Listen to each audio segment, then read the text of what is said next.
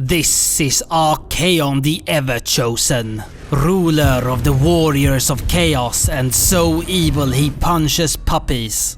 Champion of the chaos gods, he would bring in the end of times. Archaon destroyed cities, butchered his enemies and ate them raw. So he died of constipation. The death of their supreme leader ironically threw the warriors of chaos into chaos. It was also irritating the gods of chaos, as ending the world was quickly reaching its deadline. In a fit of anger, Khorne, god of body fluids, shouted to the warriors, "Might as well make that guy Everchosen." This is Melvin.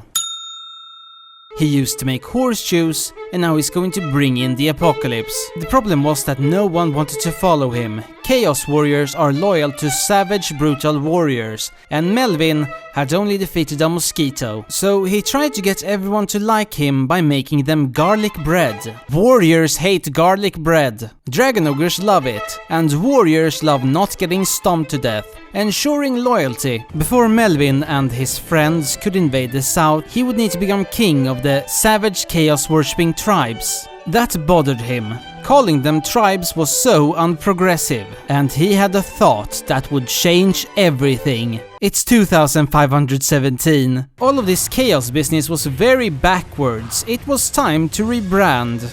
The Warriors of Chaos was no more. They were now the defense force of this organization, and promised these savage-worshipping communities good pay and career opportunities. Most men signed up.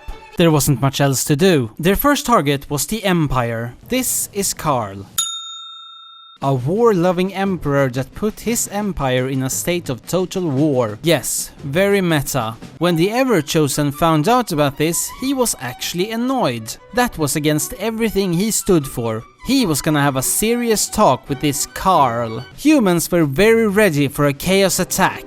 The Empire's tax money was supposed to go to schools, roads and the rest, but because of fear-mongering, no one stopped Karl when he spent it all on medieval energy weapons. Then Melvin showed up alone, demanding a debate, and his support fell, collapsed. Karl won't leave this field alive. Then, like dominoes, every human kingdom fell, because they were only human, that had also spent all their money on medieval energy weapons. Not wanting to get caught in the 100 civil wars, the warriors fled into the forest, home of the wood elves, much smarter than humans, so Melvin knew he wouldn't luck out this time. He came up with the most convoluted, advanced and unrealistic plan. He was gonna never get to execute it, because while he was planning, Suldavar the Butcher and Simon were having a smoke break. Wood elves do not test their smoke detectors. They had to run out or choke to death and reached Zombieland. The undeads were ruled by Manfred von Karstein, a vampire obsessed with inconvenient architecture and cutting skulls into mountains. Immortal and bored, he recently spent all his money resurrecting a skeleton who did not live up to the hype.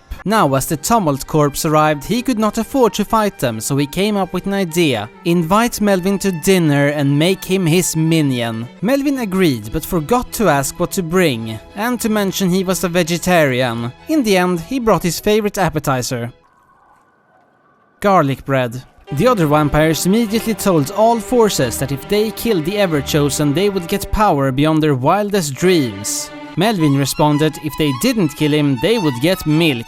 With everyone fighting, he snuck out the back and ended up in the mountains by the kingdom of the dwarves. Time to burn their stone cities, craniums for the cranium chair. So they marched up the mountains. Then they marched down the mountains. It was very cold. Melvin wondered, did he really have to take on the dwarves? The greenskins are way more disorganized than he ever was. Can't they do it? So he sent a polite letter. Dear Grimgor Ironhide, we are having problems with little persons in mountains. Would be grateful for your help. Love, Melvin. The greenskins responded, Dear Melvin.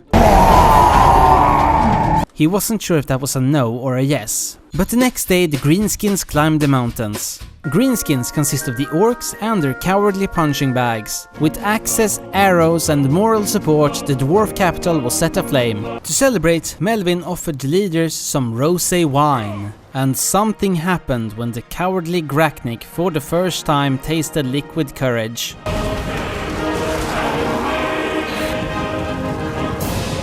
Wine had once again started a class war. It's said a piranha can turn a human into bones in a matter of minutes. Goblins laugh at the piranha. Meanwhile, in a conference room, the dark gods were arguing who should bring chaos to the world, when they looked over their shoulder and noticed it had already happened, with their chosen warriors not spilling a drop of blood.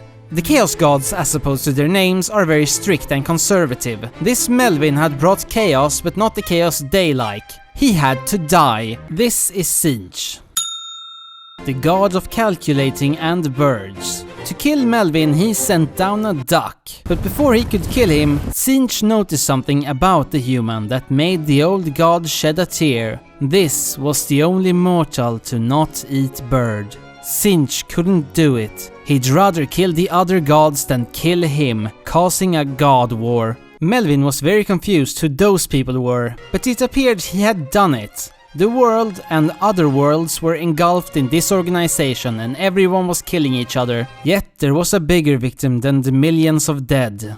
The farms that grew garlic and the farms that grew bread. Without garlic's bowel healing power, Melvin died of constipation.